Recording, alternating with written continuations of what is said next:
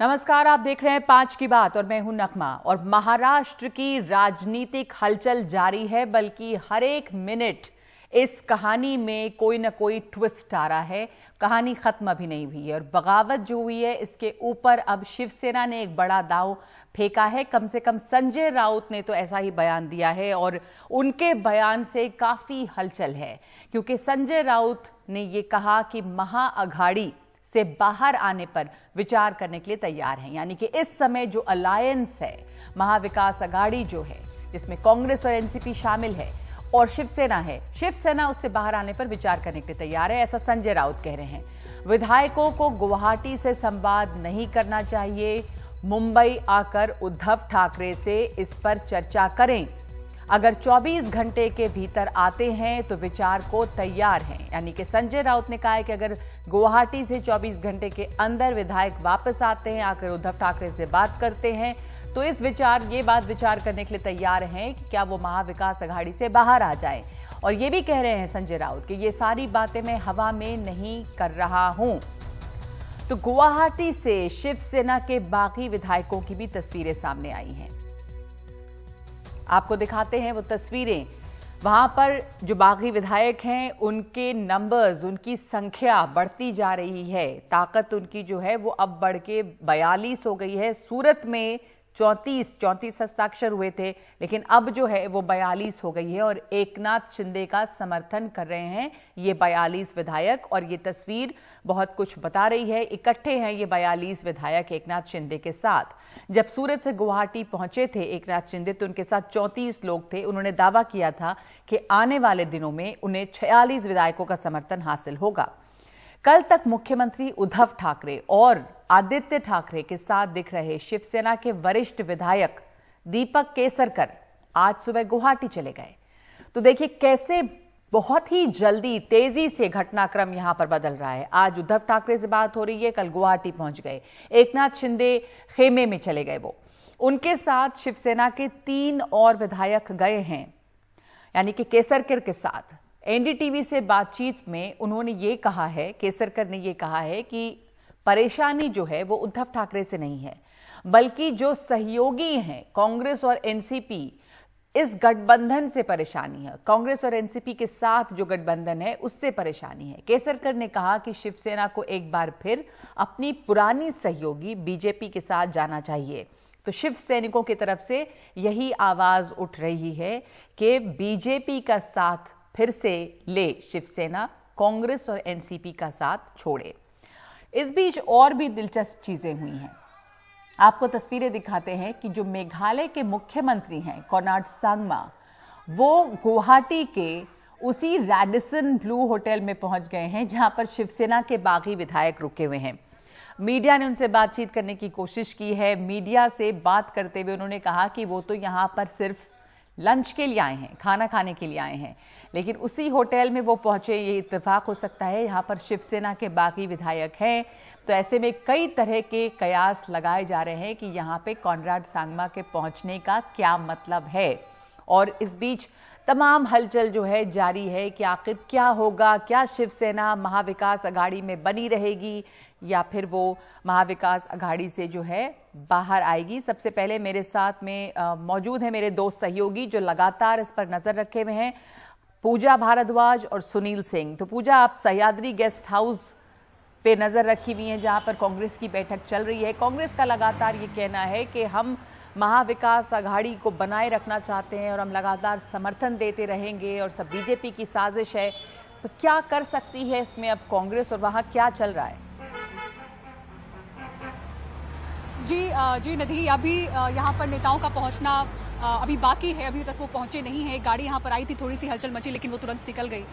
इस बीच एनसीपी की एक अहम बैठक चल रही है जहां पर शरद पवार भी कुछ समय में पहुंचेंगे और एक अहम बयान एनसीपी की तरफ से आया है जहां उन्होंने कहा है कि अगर संजय राउत की तरफ से इस तरह का बयान आया है कि महाविकास अघाड़ी से निकलने पर विचार कर सकते हैं, तो क्या सोचकर उन्होंने कहा है, इस पर हम उनसे बात करने की कोशिश करेंगे। फिलहाल अभी नहीं हुई है बात, इसीलिए इस पर कोई टिप्पणी करना सही नहीं होगा।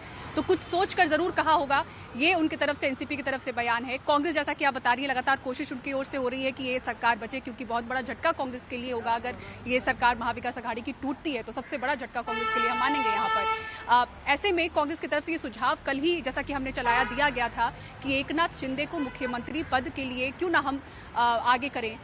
वहां पर वो बात अटकती हुई नजर आई, क्योंकि एकनाथ शिंदे की तरफ से इसके पहले भी साफ कहा जा चुका है कि उन्हें कांग्रेस एनसीपी के साथ गठबंधन से दिक्कत है, तो ये बात कहीं नहीं बनती है कि वो महाविकास अघाड़ी के गठबंधन के साथ वो मुख्यमंत्री पद पे रहें। तो बीजेपी यहाँ पर क्या रोल प्ले करती है, एक और जो सूत्रों के हवाले से खबर है, इसमें कोई पुष्टि हम नहीं कर सकते हैं अपनी तरफ से। ये कहा जा रहा है कि एनसीपी के कुछ टॉप लीडर्स हैं जिनकी बात बीजेपी से भी होने की कोशिश हो रही है, संपर्क साधने की कोशिश हो रही है। तो आप देखें जो ये ट्विस्ट एंड टर्न्स हैं वो बहुत ज्यादा अब होने शुरू हो गए हैं। एकनाथ शिंदे के पास मेजॉरिटी है, अगर आप देख लें तस्वीरों के जरिए भी, तो जो उन्हें 37 का आंकड़ा चाहिए था, तस्वीरों के जरिए भी समझ में हमें आ रहा है कि शिवसेना के उतने आंकड़े उनके पास पहुंच गए हैं। कुछ बचा है यहाँ पर कि नहीं उद्धव ठाकरे के पास, फिलहाल होता हुआ नजर नहीं आता है, क्योंकि मीटिंग्स के जरिए भी अगर हम देख रहे हैं कौन लोग पहुंच रहे हैं तो बहुत ही गिने चुने ऐसे नाम हैं। सेंट फ्रीजिस होटल में जिनको रखा गया था वहां भी बहुत गिने चुने नाम बचे हैं। तो उद्धव ठाकरे के पास फिलहाल कोई हम कह लें स्ट्रेंथ नहीं है फिलहाल। एकनाथ शिंदे के पास पहुंच चुका है, लेकिन यहां पर कोई कदम उनकी तरफ से क्यों नहीं उठाया जा रहा है, कितने समय तक के लिए वो विधायकों को जोड़कर रखेंगे। गुवाहाटी से जैसा कि रतन दी बता रहे थे लगातार कि 7 दिनों की बुकिंग बढ़ा दी गई है, तो क्या इसके पीछे की रणनीति है। और ये स्क्रिप्टेड कुछ समय से भी समझ में आ रहा था, क्योंकि अचानक से ये चीजें नहीं हुई हैं। सूरत से गुवाहाटी जाना भी पहले से ये इसकी तैयारी चल रही थी। तो क्या रणनीति है, एनसीपी का यहाँ पर क्या रुख होगा। एक बड़ी मीटिंग उनकी वाईबी चौहान सेंटर में चल रही है, कांग्रेस यहाँ पर सयाद्री हाउस में पहुंचेगी, गेस्ट हाउस में मीटिंग के लिए। तो बाकी गुटों की भी मीटिंग और ये सब शुरू हो चुकी है। आज शिवसेना की तरफ से मातोश्री जब विधायक पहुंच रहे थे तो उनको कहा गया कि आप वर्षा जाइए, जो भी काम आपका है आप वहां पर करिए। लेकिन वहां पर भी आप देखें मीडिया को बुलाकर एक राजनीतिक सियासी बयान ही दिया गया, जहां पर अपने बयान को संजय राउत ने सुबह का जो बयान था उसको पलटते हुए उन्होंने साफ कहा कि जो तमाम विधायक हैं जो हमसे नाराज हैं, 24 घंटे के अंदर अगर वो आते हैं, हमसे बात करते हैं, तो हम उनकी बात को समझेंगे। और अगर इस पर जोर दिया जा रहा है कि महाविकास अघाड़ी से निकलना है तो हम इस पर विचार करेंगे। तो बहुत बड़ा बयान था जिस पर अब एनसीपी और कांग्रेस बिल्कुल यहाँ पे सतर्क होकर अपनी मीटिंग शुरू कर चुकी है। बहुत संभल के बीजेपी भी लगातार देख रही है कि क्या यहाँ पर हो रहा है। एनसीपी की भी बैठक चल रही है और एनसीपी का क्या रुख होगा। सुनील, जो संजय राउत की बात, बयान की बात पूजा भी ये भी जिक्र कर रही हैं, उसका क्या असर दिख रहा है मातोश्री में, क्या चल रहा है। संजय राउत, कल भी ये बात आई थी कि एकनाथ शिंदे को ऑफर दिया जा रहा है, कांग्रेस तैयार है उन्हें मुख्यमंत्री पद देने के लिए, वो मानने को तैयार नहीं है। और तमाम शिव सैनिकों की तरफ से यही आवाज है कि वो दरअसल इस महाविकास अघाड़ी में रहना ही नहीं चाहते, कांग्रेस के साथ नहीं बैठना, एनसीपी के साथ नहीं बैठना है। एनसीपी की यहाँ पे अलग बैठक चल रही है, तो क्या आप इस समय क्या जानकारी दे सकते हैं, क्या पता चला है। और देखिए, मैं तो मातोश्री पे हूँ, जहाँ पर कि वर्षा का सरकारी निवास छोड़ के मुख्यमंत्री उद्धव ठाकरे अपने निजी निवास पर आ चुके हैं मातोश्री नाम से। और पूरी शिवसेना जो संचालित होती है वो यहीं से होती है, लिहाजा जो भी अब होगा एक्शन वो यहीं से होगा, ऐसा माना जा रहा है। कल जब वो आए थे तो बहुत बड़ी संख्या में शिव सैनिक यहाँ पर थे, भीड़ थी। आज हालांकि अभी तक सुबह से शिव सैनिक नहीं आए हैं। पता ये चला है कि आज किसी को अभी तक बुलाया नहीं गया है। अभी कुछ देर पहले दादर के शिवसेना भवन में दादर के स्थानीय शिव सैनिकों की मीटिंग थी, क्योंकि वहाँ के भी जो विधायक है सदा सरवणकर, वो जो है कि सुबह ही यहाँ से निकल गए और वो गुवाहाटी पहुँच चुके हैं। तो एक बड़ा सेटबैक है, तो उसके लिए एक रणनीति बनाने के लिए एक बैठक थी। बहरहाल अगर हम यहाँ से सीधे बात करें गुवाहाटी की, तो वहाँ पर जो होटल है वहाँ पर कुल जो है कि 42 लोग हैं। 42 में से 35 जो शिवसेना के विधायक हैं और 7 जो इंडिपेंडेंट हैं। वहाँ के जो सूत्र हैं वो बता रहे हैं कि अभी 8 लोग और उसमें शामिल होंगे, यानी कि गुवाहाटी जाएंगे। और वो 8 में 7 जो है शिवसेना के विधायक होंगे और 1 इंडिपेंडेंट होगा। और उसमें जबकि आज जब मीटिंग हुई थी वर्षा में, तो 13 जो विधायक थे शिवसेना के वो बचे हैं। तो क्या उसमें से भी 7 जाएंगे, ये एक बड़ा सवाल है। और जहाँ तक रही बात ऑफर की, तो लगता नहीं है कि एकनाथ शिंदे जो है कि बीजेपी से सरकार बनाने से कम में मानने वाले हैं। और पूरी रणनीति, पूरी कोशिश भी उन सबकी यही है। और एक एक करके ये जो हम देख रहे हैं कि चले जा रहे हैं विधायक, तो जो पूरी रणनीति पहले से तैयार बनी थी, कब किसे आना था, कब किसे आना है, ये बिल्कुल तय है। तो उसी हिसाब से काम हो रहा है, जो जानकारी मिल रही है। आंकड़ा 41 तक जाएगा, ऐसा जो वहाँ के सूत्र हैं वो बता रहे हैं, और ये पहले से तय था। रही बात संजय राउत के बयानों की, तो बहुत से जो विधायक हैं और खासकर एकनाथ शिंदे के भी माने, या फिर जो बीजेपी है जिसका कि इस पूरे मामले के पीछे हाथ माना जा रहा है, उनका भी यही कहना है कि इस सब के पीछे संजय राउत का बयान भी एक बहुत बड़ा कारक है। क्योंकि वो जिस तरह के बयान देते रहते हैं, अपना बड़बोलापन दिखाते हैं, कुछ भी कहते हैं, उसका असर, उसका खामियाजा कहीं न कहीं जो शिवसेना के विधायक हैं, जो मंत्री हैं, उन्हें भुगतना पड़ रहा है। और वो एनसीपी और कांग्रेस का तो एक तरह से गुणगान करते हैं, बखान करते हैं, शरद पवार की बखान करते हैं, लेकिन उनके अपने विधायकों की उपेक्षा होती है, उनको निधि नहीं मिलती है, उस पर कहीं कुछ नहीं बोलते हैं। तो जो मामला जो है संजय राउत के बोलने से मामला बनता कम बिगड़ता ज़्यादा दिख रहा है। और अभी हम देख रहे हैं कि जिस तरह से उन्होंने बयान दिया है उससे कांग्रेस भी नाराज दिखाई पड़ रही है, उससे एनसीपी भी नाराज दिखाई पड़ रही है। तो ये वक्त संजय राउत का जो बयान है वो माने कि इस पर मातोश्री की मुहर है। अगर संजय राउत, सुनील, अगर संजय राउत ये बयान दे रहे हैं इस समय में कि हवा में मैं बातें नहीं कर रहा हूँ और आप गुवाहाटी से आइए, यहाँ पे आके बात कीजिए, चूंकि मोटे तौर पे ज्यादातर डिमांड ये है कि जो उद्धव ठाकरे हैं या जो शिवसेना है अभी उद्धव ठाकरे की, उसको बीजेपी के साथ चले जाना चाहिए, कांग्रेस और एनसीपी के साथ नहीं रहना चाहिए। तो वो अगर ये सब कुछ कह रहे हैं तो माना जाए कि इसमें मातोश्री की सहमति होगी, तो वो कह रहे हैं ये।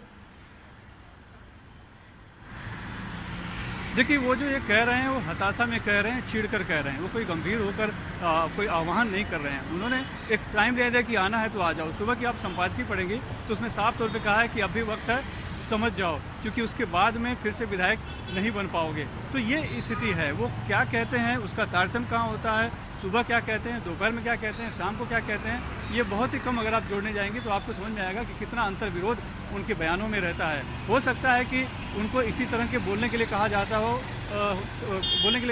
ताकि एक माहौल बने, लेकिन माहौल बनने के बजाय बिगड़ता ज्यादा दिखाई पड़ता है। आप कह रहे हैं कि इससे नाराज है, एनसीपी भी नाराज है, डालने की नहीं बल्कि आग में पानी डालने की जरूरत है। हाँ, एनसीपी भी नाराज है, कांग्रेस भी नाराज होगी, क्योंकि कांग्रेस लगातार कह रही है कि हम सपोर्ट करेंगे पूजा महाविकास आघाड़ी को। इधर संजय राउत का ये बयान आता है और एनसीपी के खेमे में क्या चल रहा है कि एनसीपी, आप जैसा कह रही थी कि वहां पे शरद पवार जो सबसे सीजन पॉलिटिशियन है और उनकी तरफ बड़ी निगाहें हैं कि वो किस तरह से या तो सरकार को बचाएं या कि वो बीजेपी से बात कर रहे हैं, तो क्या और सुगबुगाहट है? जी नकबा, देखिए, एनसीपी की तरफ से इसके पहले भी शरद पवार के घर पर मीटिंग हुई और उस मीटिंग में 3 से 4 दिनों का जो पूरा कार्यक्रम रहा उसको वहां पर समझा गया, उसके बारे में बात हुई। और जैसा कि शरद पवार हमेशा से पूछते रहे ये अपने नेताओं से भी, और जो शिवसेना के कुछ नेताओं से उनकी बात हो रही थी, वो सवाल यही पूछते रहे कि इतना बड़ा इंटेलिजेंस फेलियर कैसे हो सकता है।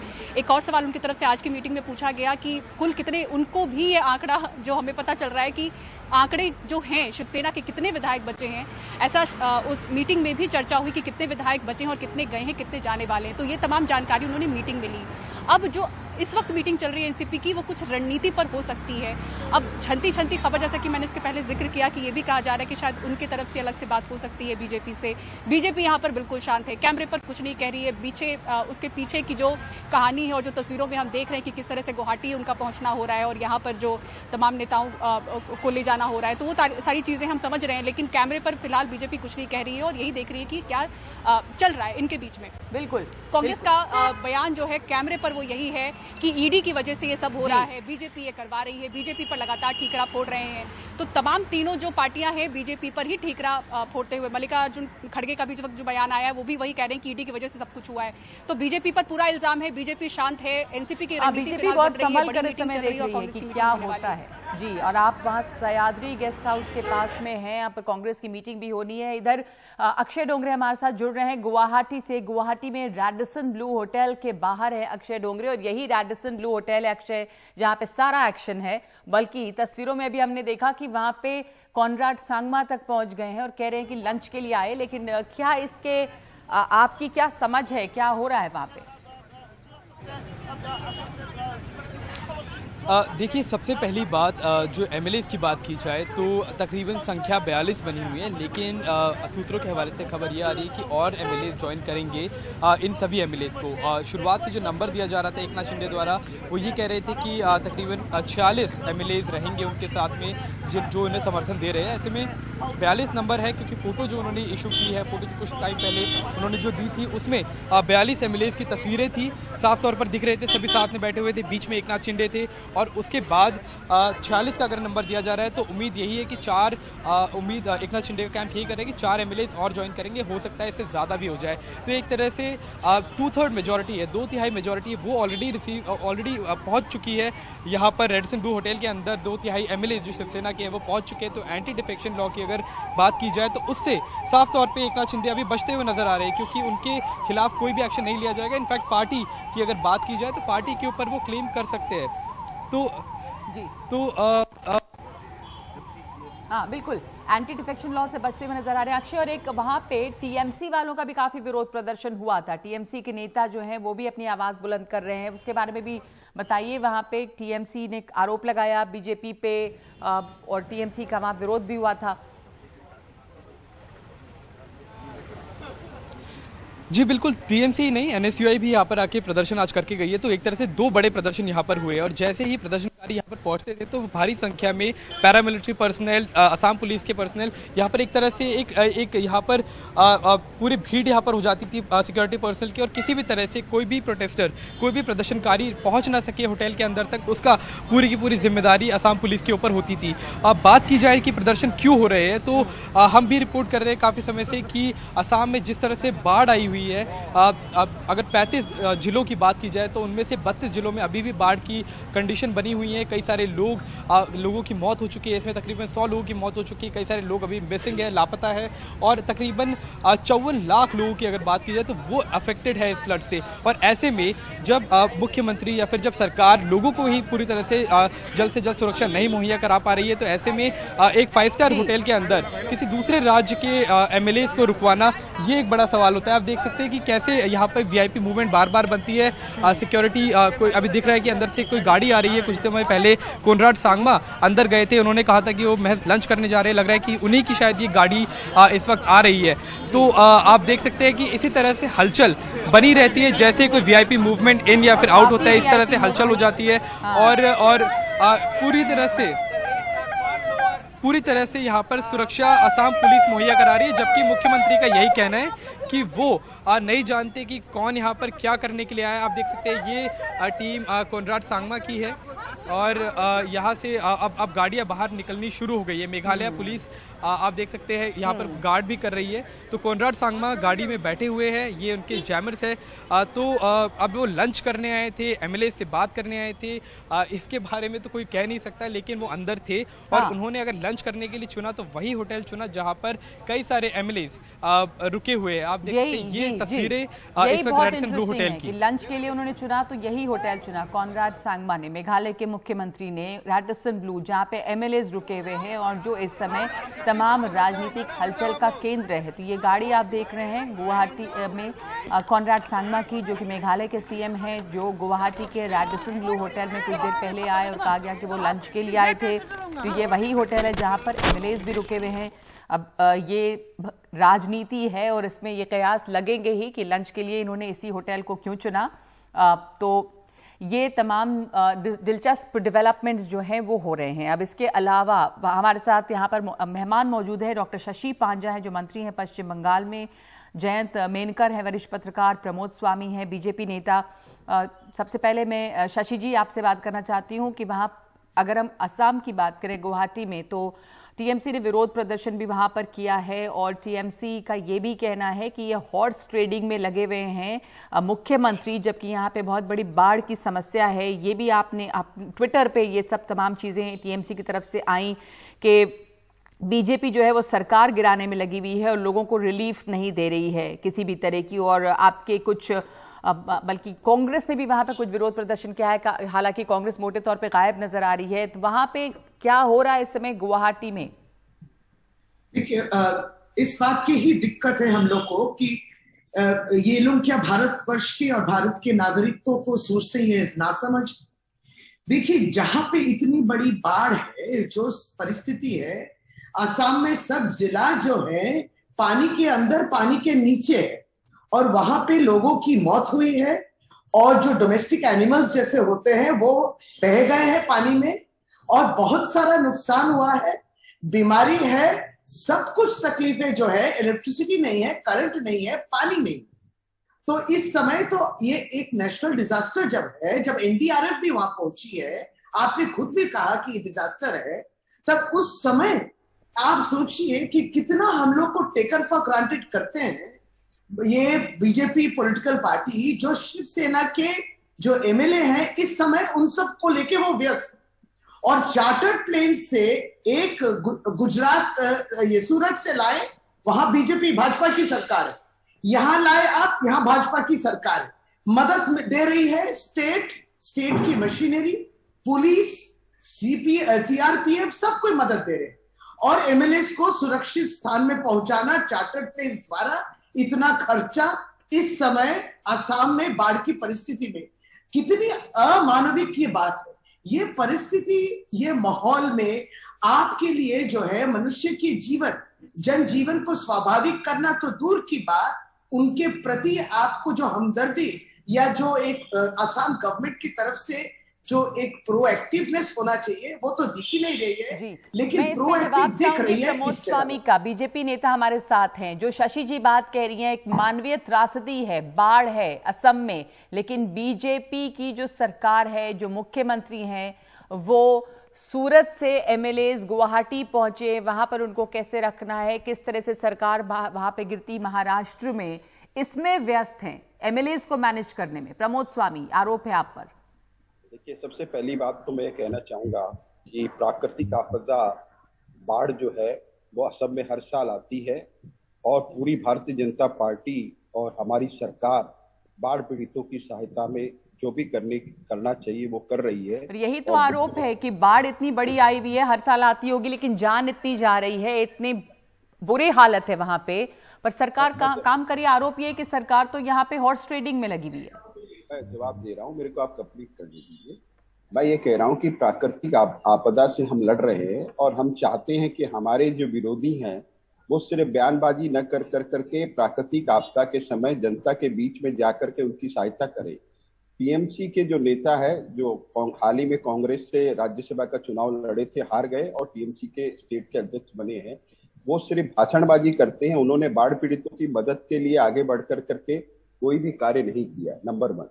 नंबर 2, अगर कोई भी आदमी अगर यहाँ में आकर के किसी होटल में रुकता है तो उसके ऊपर में हम प्रतिबंध नहीं लगा सकते। किसी होटल में ऐसे ही रुक गए या चार्टर्ड प्लेन्स आ रही हैं, इतने खर्च कर करके वहां पर फ्लाइट्स लाया जा रहा है? महाराष्ट्र और असम जो है जी, ये सुन लीजिए, ये जिम्मेदारी है, ये शिवसेना की जिम्मेदारी है। महाराष्ट्र में महाआघाड़ी की सरकार थी, तो महाआघाड़ी की सरकार अगर महाराष्ट्र में थी तो आपके 42 एमएलए वहां से उड़ करके यहाँ क्यों आ गए? वही बात तो है कि यहाँ क्यों आ गए? पहले सूरत पहुंचे, गुजरात, उसके बाद असम पहुंच गए। क्या कर रहे थे? जहां बीजेपी सरकार है वहीं क्यों जा रही है?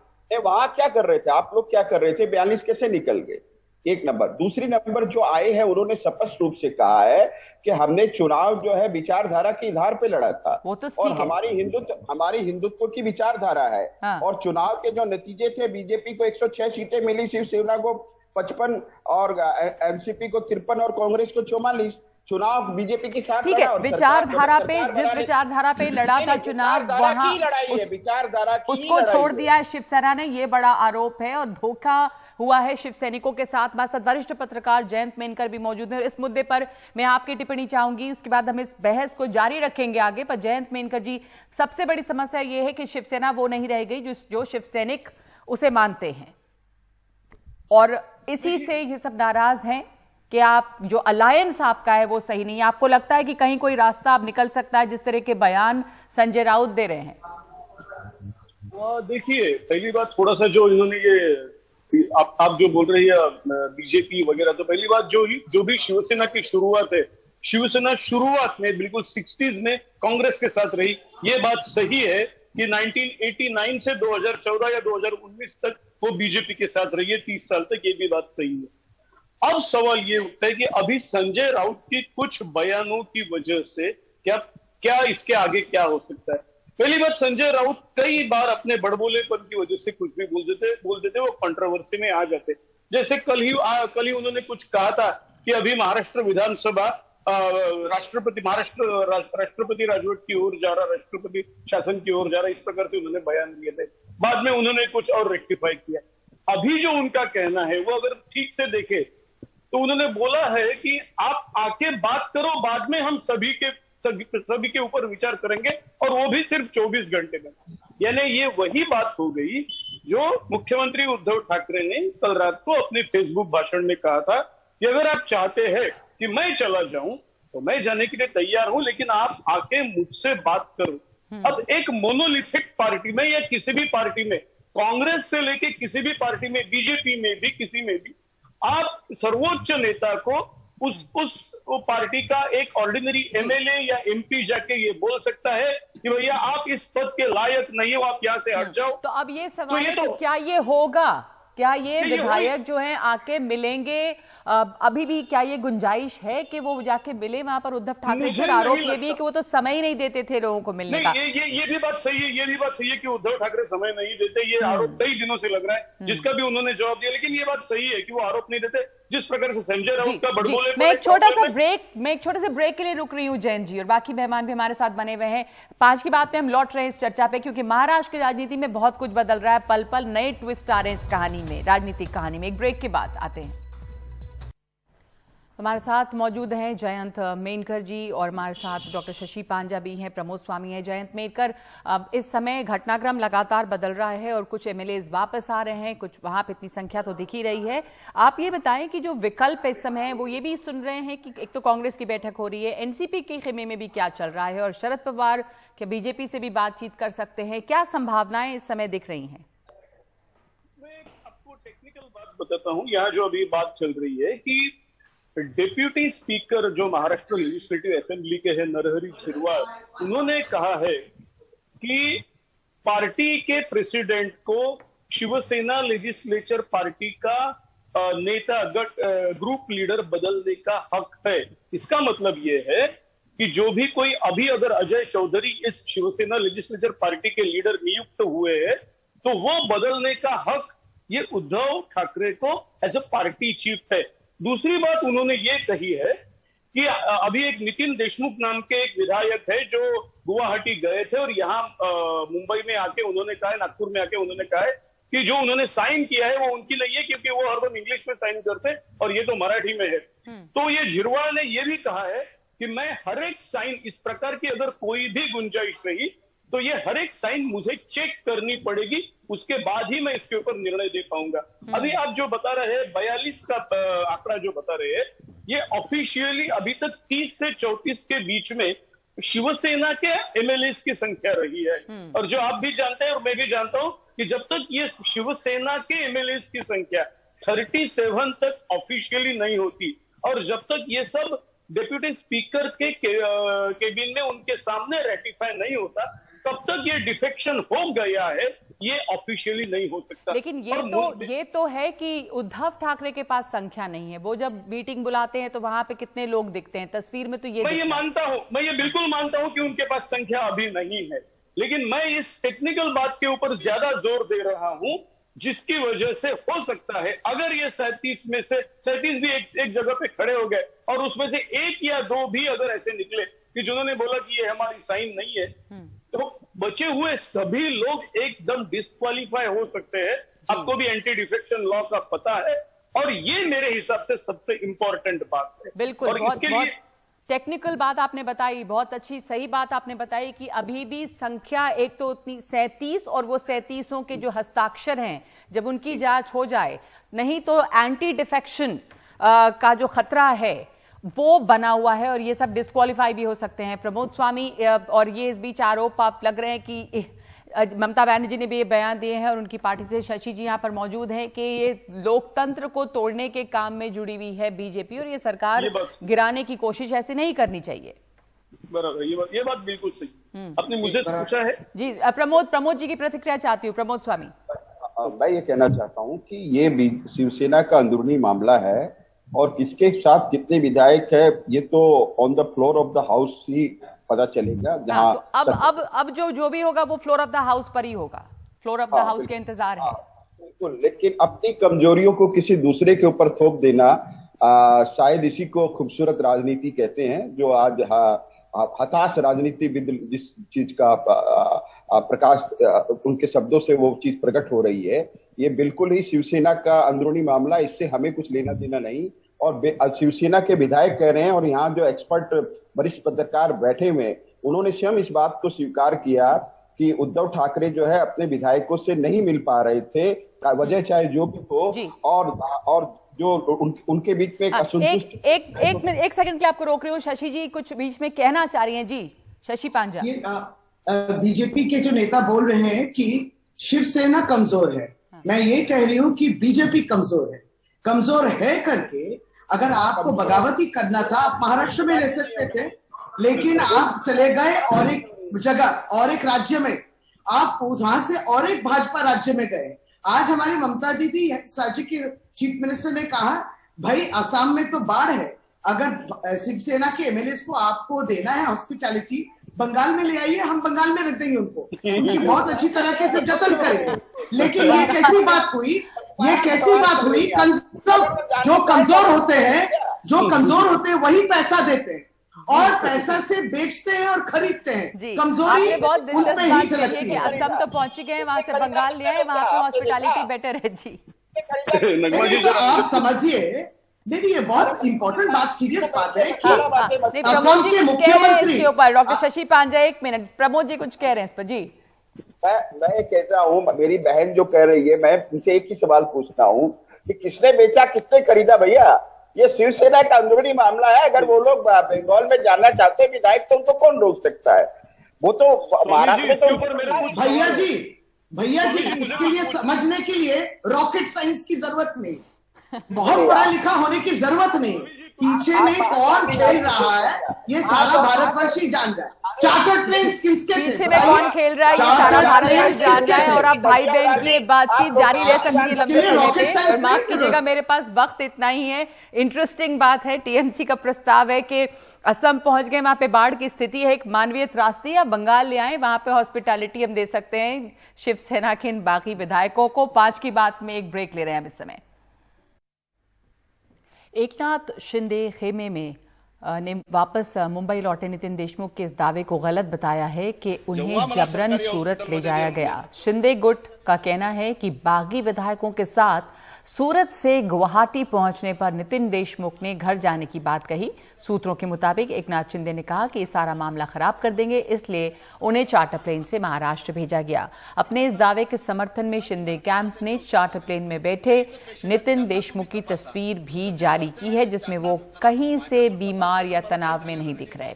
नितिन देशमुख ने आज भी प्रेस कॉन्फ्रेंस में कहा कि उन्हें जबरन सूरत ले जाया गया और सरकारी अस्पताल में रखा गया, जबकि उन्हें कोई परेशानी नहीं थी।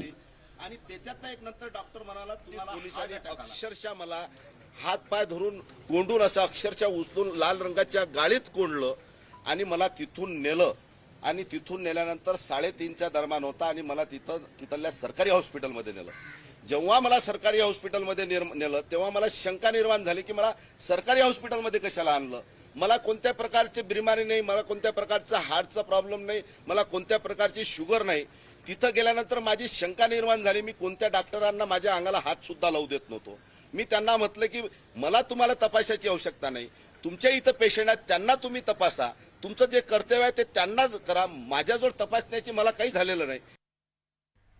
और संजय राउत ने ट्वीट करके ये कहा है कि चर्चा से मार्ग निकल सकता है, चर्चा हो सकती है, घर के दरवाजे खुले हैं, दर दर क्यों भटक रहे हो, गुलामी झेलने से अच्छा है स्वाभिमान के तरीके से निर्णय ले, जय महाराष्ट्र।